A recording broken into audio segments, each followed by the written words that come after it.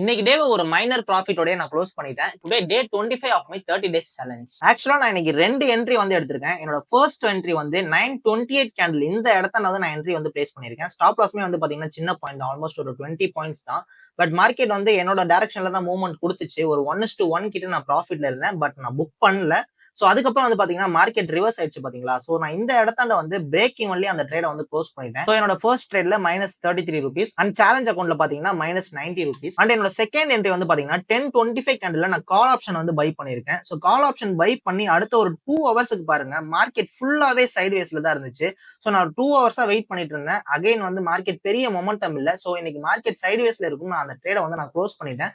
ஒரு மைனர் ப்ராஃபிட்லயே அந்த ட்ரேட வந்து நான் க்ளோஸ் பண்ணிருந்தேன். என்னோட பர்சனல் அக்கௌண்ட்ல ஒரு 1000 rupees ப்ராஃபிட் புக் பண்ணிருக்கேன். அண்ட் சேலஞ்ச் அக்கௌண்ட்ல ஒரு 200 rupees ப்ராஃபிட். ஓவரால் இன்னைக்கு டேல வந்து பாத்தீங்கன்னா ஒரு 1100 rupees நான் ப்ராஃபிட்லயே வந்து க்ளோஸ் பண்ணிட்டேன். அண்ட் எனக்கு 1 o'clock மேல அகைன் ஒரு என்ட்ரி ஆப்பர்ச்சுனிட்டி வந்து கிடைச்சது. பட் நான் என்னோட என்ட்ரி வந்து எடுக்கல. பிகாஸ் ஆல்ரெடி நான் 2 ட்ரேட்ஸ் வந்து எடுத்துட்டேன். இதுக்கு மேல நான் எடுத்தேன்னா ஓவர் ட்ரேட் பண்ற மாதிரி ஆயிடும். சோ அதனால நான் இன்னைக்கு டே வந்து ஒரு 1100 ப்ராஃபிட்லயே வந்து முடிச்சிட்டேன். அண்ட் இந்த வீடியோ உங்களுக்கு யூஸ்ஃபுல்லா இருந்துச்சுன்னா ட்ரேட் பண்றவங்க ஃப்ரெண்ட்ஸுக்கு மறக்காம ஷேர் பண்ணிடுங்க.